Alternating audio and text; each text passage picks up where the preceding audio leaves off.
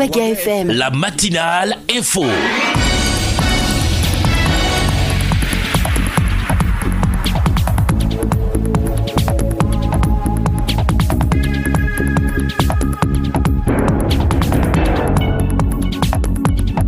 Bonjour à toutes et à tous, excellent réveil, bon lundi mesdames, messieurs, bienvenue au journal sur Waga FM, voici les principales articulations. Le président du Faso, Roch-Marc Christian Kaboré, a présidé le samedi dernier à l'ouverture de la 25e édition du Festival panafricain du cinéma et de l'audiovisuel de Ouagadougou. Retour sur la cérémonie dans ce journal.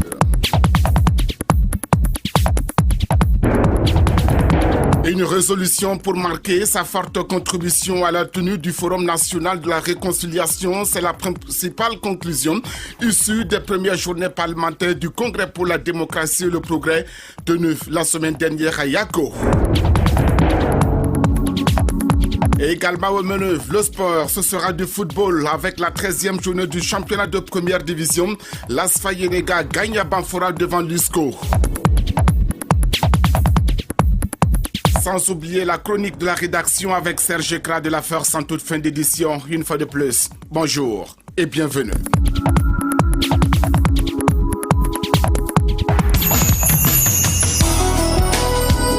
Les infos sur Waga FM, l'actualité nationale.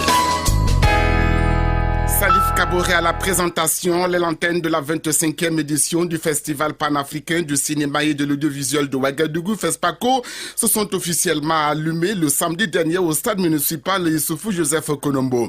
Une cérémonie qui a été marquée par la présence de plusieurs autorités, dont la plus importante, le président du Faso, Roch-Marc Christian Kaboré. Avec Serge Ekra de la Force, revivons justement l'aspect officiel de ce rendez-vous.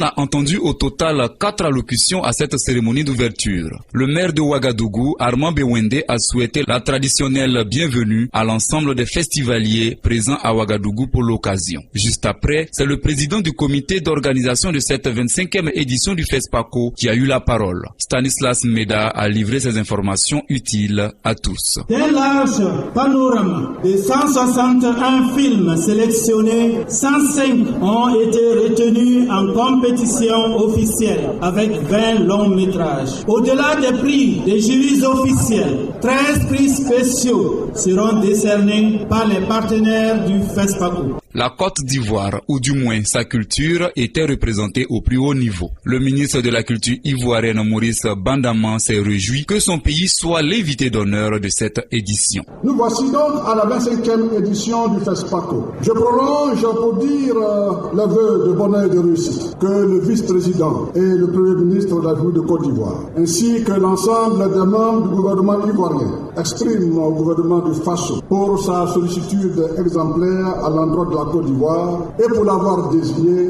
comme pays invité d'honneur à la 25e édition du FESPACO à Ouagadougou, placé sous le thème formation et métiers du cinéma et de l'audiovisuel. Il porte la coopération culturelle et touristique ivoiro-burkinabé dans le cadre de la mise en œuvre du traité d'amitié et de coopération auquel la Côte d'Ivoire et le Burkina Faso ont convenu en 2008. Place a été faite enfin au ministre de la Culture, des Arts et du Tourisme du Burkina, Tahirou Bari. De son discours, l'on retient ceci. Je formule au nom du gouvernement le vœu ardent que cette édition soit celle de la vérité et du sursaut. Sans vérité, quelqu'un l'a dit, il n'y a point de grandeur. Chaque film est le produit d'une réalité socio-culturelle et historique. S'il y a un film cowboy des Américains, s'il y a un film hindou en Inde, s'il y a un film ninja au Japon, nous devrons être fiers de présenter un film simplement africain pour ne pas perdre nos repères et notre âme. Ainsi s'est levée l'âme de la 25e édition du FESPACO. Une cérémonie riche en couleurs, parade équestre, prestations artistiques et certainement le clap de départ donné par le chef de l'État, Roch-Marc Christian Kaboré.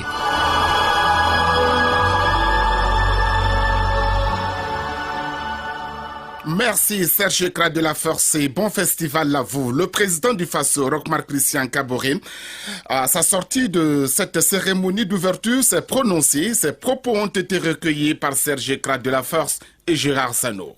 Je vais profiter de l'occasion pour remercier tous les acteurs du cinéma pour avoir en tout cas accepté de participer à cette édition. Je voudrais également saluer tous ceux qui ont travaillé à l'existence, leur rendre un hommage mérité de FESPACO. Je voudrais également saluer notre invité d'honneur, la Côte d'Ivoire, pour avoir été représenté déjà à l'ouverture par le ministre de la Culture et de la Francophonie et à la clôture par mon frère et collègue président Alassane Ouattara, qui nous fait l'honneur de venir participer à cette clôture. Comme vous le savez, le thème du FESPACO de cette année, c'est formation et métiers cinéma et de l'audiovisuel. Il s'agit d'engager une discussion pour la refondation du FESPACO. La refondation parce que nous pensons que le cinéma doit être un vecteur de la consolidation de notre culture africaine. Et cela doit être entendu. Et nous ne devons pas constamment nous laisser inféoder par la culture des autres. Il nous faut, nous aussi, dans le cinéma, traduire les valeurs positives qui font les fondements de la société africaine. Donc c'est dire que c'est un sentiment de fierté pour le Burkina Faso. Nous devons nous battre pour que le Burkina Faso reste, je dirais, la ville, la capitale du cinéma africain. Et dans ce sens-là, je voudrais remercier encore une fois tous nos partenaires qui ont soutenu pour le succès donc, de cette 25e édition et dire que le Burkina s'engage à prendre toutes les dispositions pour être à la hauteur des défis du futur. Voilà ce que je voulais dire et remercier en tout cas encore une fois toute la population pour être sortie massivement pour cette cérémonie d'ouverture. Le président du Faso, Roch-Marc Christian Kaboré, le samedi dernier au stade municipal Joseph Issoufou Konombo ici à Ouagadougou. Bienvenue aux festivaliers dans la capitale burkinabé.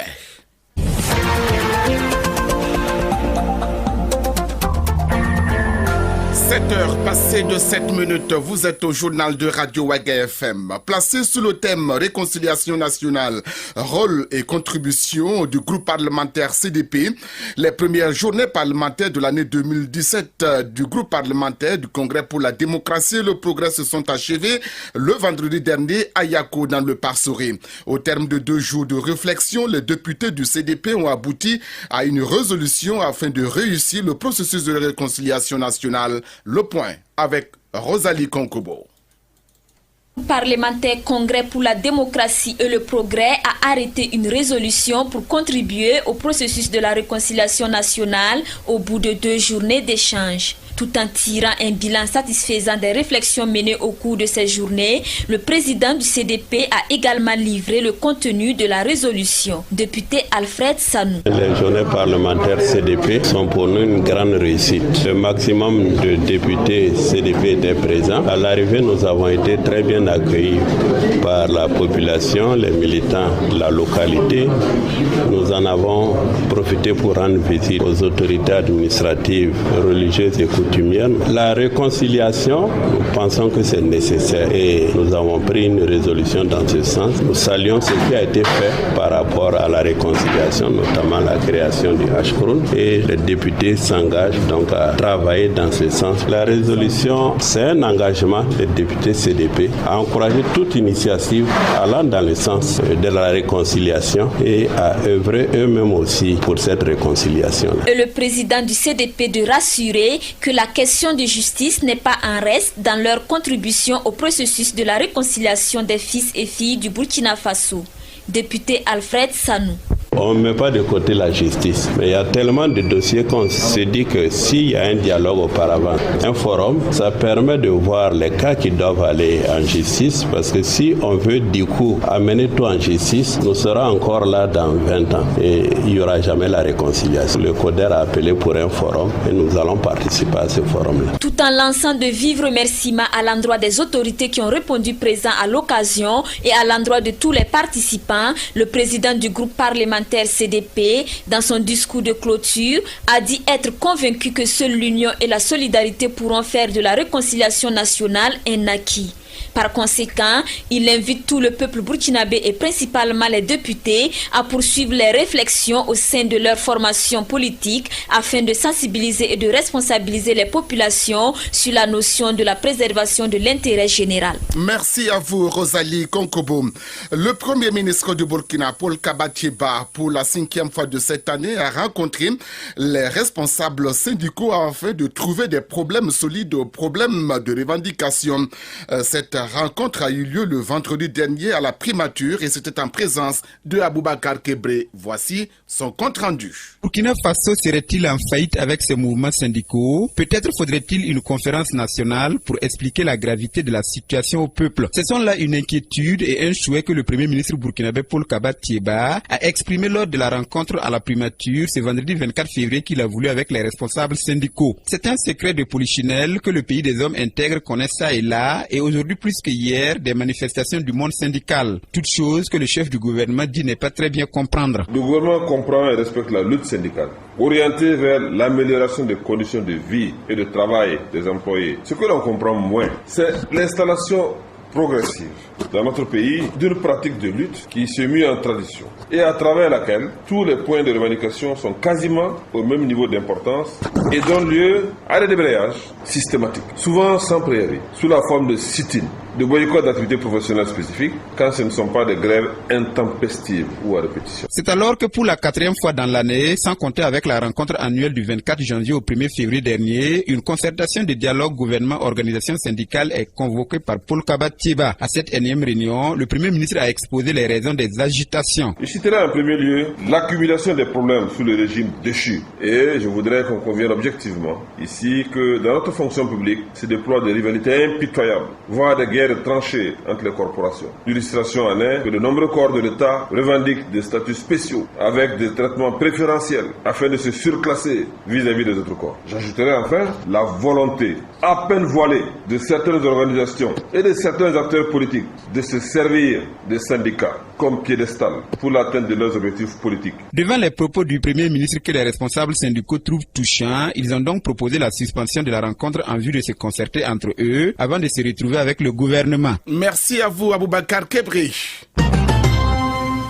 À l'occasion de la célébration de sa 21e année d'existence, l'Association des élèves et étudiants handicapés du Burkina Faso a organisé une soirée de gala le samedi dernier à Ouagadougou pour une collecte de fonds pour des conditions favorables d'études à ses membres.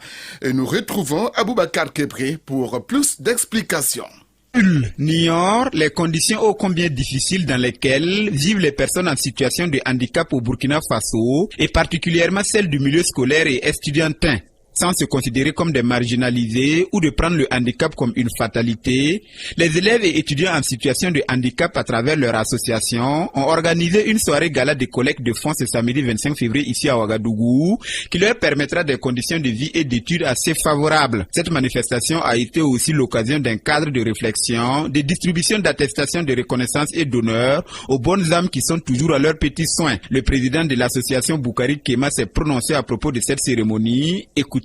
On a organisé cette soirée dans le cadre de la commémoration des 21 ans de l'association des élèves et étudiants handicapés de Burkina. On a vu que beaucoup de choses sont faites pour l'amélioration des conditions de vie des élèves et étudiants handicapés de Burkina, mais beaucoup de choses encore restent à faire. Donc pour nous, c'était plaider auprès de tous les décideurs pour la prise en compte des personnes handicapées dans tous les volets, faire aussi une collecte de fonds qui allait contribuer à l'amélioration des conditions de vie et d'études des élèves et étudiants. Moi, je pourrais dire que je suis satisfait puisqu'on a pu collecter quelque chose. C'est une soirée placée sous la présidence de Madame la ministre de la Femme, de la Solidarité nationale et de la Famille, Laure Zongo-Nyien, avec la participation de bien d'autres autorités, parmi lesquelles le ministre de l'Éducation nationale qui apprécie ici cette soirée. C'est une excellente initiative. L'handicap, c'est dans le regard de l'autre. Il faut que les personnes qui ont cette situation se battent avec la volonté et s'affirment. je disais tantôt, nous sommes tous handicapés en fait. Il y en a chez qui c'est très visible, chez d'autres c'est moins visible, et chez certains c'est complètement invisible. Et potentiellement aussi nous sommes des handicapés en devenir, si on peut le dire comme ça. Le handicap n'est pas une fatalité, alors la soirée n'a pas manqué d'être festive avec la bonne bouffe et la prestation d'une kyrielle des vedettes de la musique burkinabé. Aboubacar Kepré, sous le parrainage du ministre de la Culture, des Arts, du Tourisme, Tahirou Barry, l'association Galiane et son outil de sensibilisation Radio Salankoloto ont organisé en fin de semaine dernière sa traditionnelle cérémonie de remise de diplôme à une personnalité désignée homme de l'année. C'est dans la salle des fêtes de la mairie centrale de Ouagadougou que la cérémonie s'est déroulée en présence de plusieurs personnalités dont l'ambassadeur du Japon au Burkina Faso. Et c'est l'homme d'affaires Abdoul Ouedraogo, président directeur général de la société immobilière Abdoul Service International, qui a été désigné. Franck Aristide Jefa.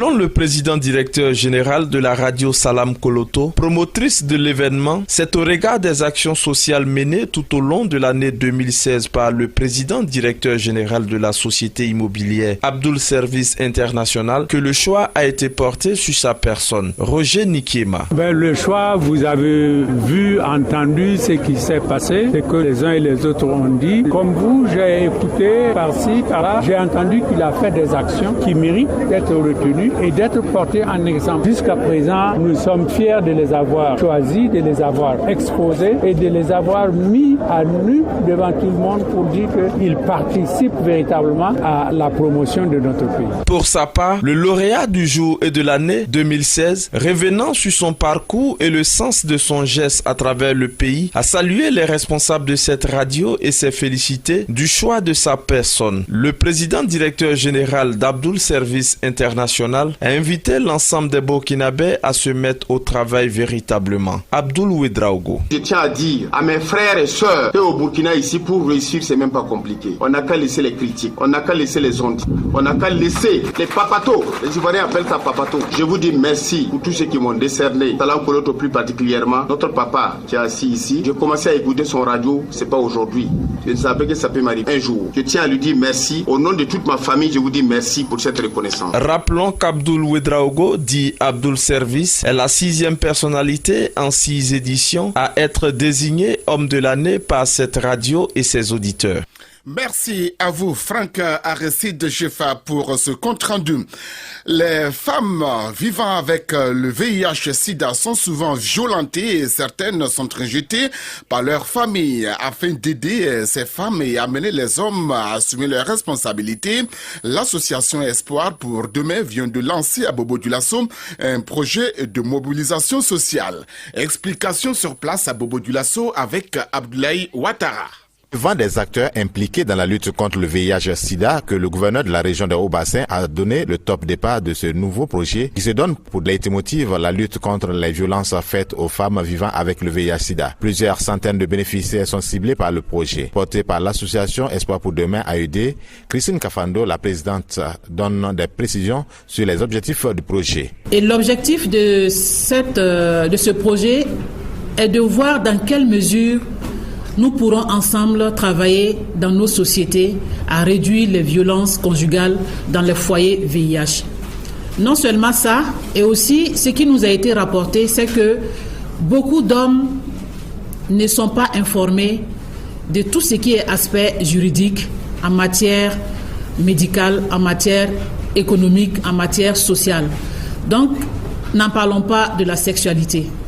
Selon Christine Kafando, ce projet permettra de briser certains tabous au niveau de la santé sexuelle des hommes. Comme c'est un tabou pour certains hommes d'aller dans les formations sanitaires et parler de leurs problèmes, on s'est dit, on va essayer de voir dans quelle mesure on peut ensemble lever ces tabous pour permettre que la cellule familiale soit vraiment en bonne santé et que toutes les violences qui sont liées au VIH, à la sexualité, soient vraiment réduites. Le gouverneur de la région des Hauts-Bassins, Antoine Athiou, par ailleurs président du comité régional de lutte contre le sida, a salué la naissance de ce projet initié par l'association Espoir pour Demain. C'est un projet innovant dans la mesure où il est orienté vers la sensibilisation des hommes. Tant que les droits des femmes ne seront pas préservés dans les foyers, nous ne pourrons pas gagner facilement la lutte contre le VIH. C'est pour cela que je salue la naissance de ce projet et nous mettrons tout en œuvre pour accompagner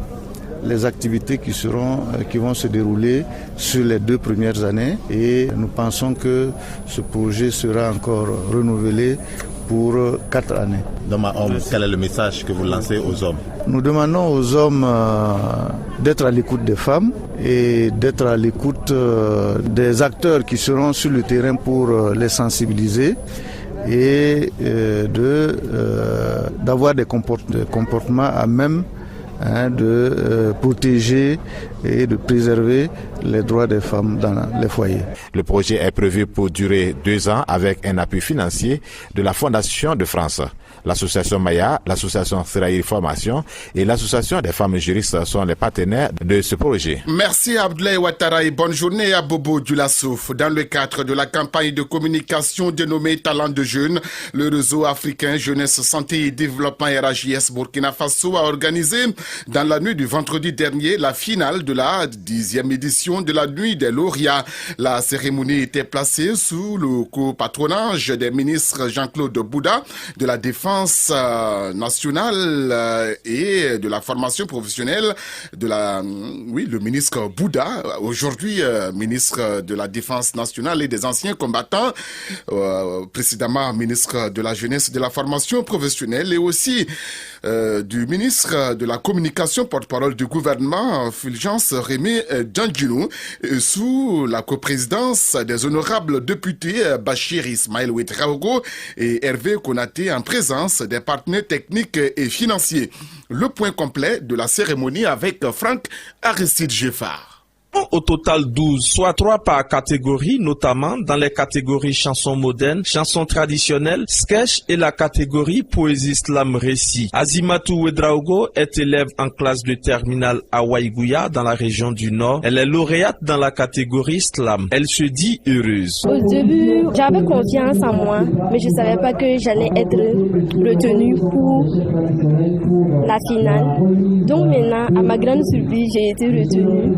Dans mon texte, j'ai essayé de sensibiliser mes camarades, c'est-à-dire les jeunes, afin qu'ils puissent être responsables et faire la promotion des droits sexuels. Pour le secrétaire exécutif national du RAJS, c'est une satisfaction d'avoir tenu le pari de l'organisation de cette 10e édition, malgré les différentes crises économiques et sécuritaires auxquelles est confronté le Burkina Faso. Belele Joseph Ido. Nous sommes entièrement satisfaits du point de vue organisation. Du point de vue résultats et objectifs aussi, nous sommes satisfaits parce que nous avons pu réaliser toutes les compétitions régionales qui étaient prévues. Une 10e édition organisée dans un contexte particulier et sous le thème « Responsabilité des jeunes filles et garçons dans la promotion de la santé sexuelle et reproductive », a ajouté le secrétaire exécutif national du réseau africain Jeunesse Santé et Développement RAJS Burkina Faso, Belele Joseph Ido. Désormais, les jeunes aussi doivent s'engager et ne doivent pas attendre à ce qu'on leur envoie les messages. Ils peuvent aussi chercher les messages de sensibilisation et toucher leurs pairs. La particularité, c'est que nous n'avons pas cette fois-ci pu couvrir les 13 régions administratives du Burkina Faso. Rappelons que c'est devant un parterre de personnalités politiques, administratives et des représentants des partenaires techniques et financiers que s'est déroulée cette soirée dans une ambiance de fête avec la prestation de plusieurs artistes nationaux. Merci à vous, Franck Aristide Geffard. Bonne journée. Le gouvernement burkinabé et l'Office des Nations Unies contre la drogue et le crime ont mis en place le projet de communication aéroportière ERCOP. Donc, dans le cadre de cette collaboration, du 14 au 24 février 2017, des représentants des forces de défense et de sécurité du Burkina Faso ont bénéficié d'une formation pour faire face au trafic de drogue dans les aéroports. La clôture de ce séminaire est intervenue le vendredi dernier à Ouagadougou en présence de l'ambassadeur du Japon et du chef de la délégation de l'Union européenne. Le point avec vous, Gérard Sano. Terme de 10 jours de formation intense, des gendarmes, policiers et douaniers ont été outillés par des experts français et sénégalais pour faire face au trafic de drogue au sein de nos aéroports. C'est le directeur du cabinet du ministre en charge de la sécurité qui a prononcé le discours de clôture. Pour lui, les marchands de drogue passent par les aéroports et il faut les y combattre. Clément Wango. La drogue est devenue un problème de santé publique et que elle circule beaucoup dans nos pays et nous savons que la drogue passe beaucoup également par les aéroports pour atteindre les individus et donc il était de bon ton que nous puissions faire en sorte que nos hommes de sécurité qui travaillent dans ces aéroports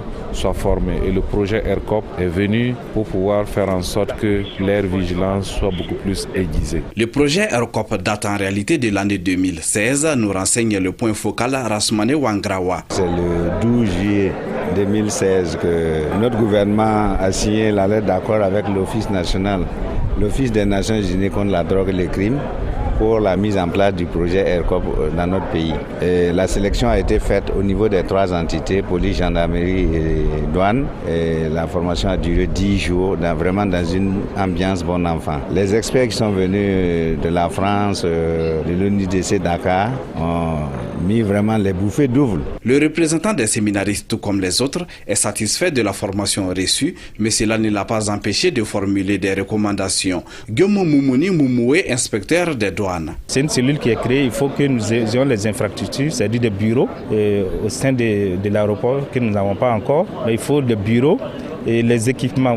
Vous savez que la lutte contre la criminalité aéroportière et le trafic, c'est vraiment une lutte qui doit être menée de manière technique. Donc il faut certains outils pour que nous puissions mener à bien ce travail. Selon le point focal du projet de communication aéroportière, les actions seront étendues sur l'aéroport de Bobo-Dioulasso et même probablement sur le futur aéroport de Doncin. Merci à vous, Gérard Sanou. Une pause pour vous annoncer l'actualité internationale.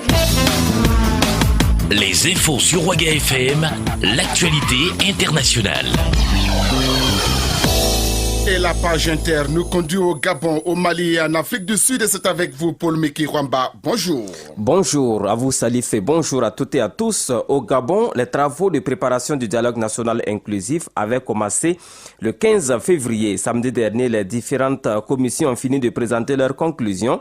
Aujourd'hui, lundi 27 février 2017, le rapport final doit être adopté avant une cérémonie de clôture mardi et une remise du rapport au chef de l'État mercredi.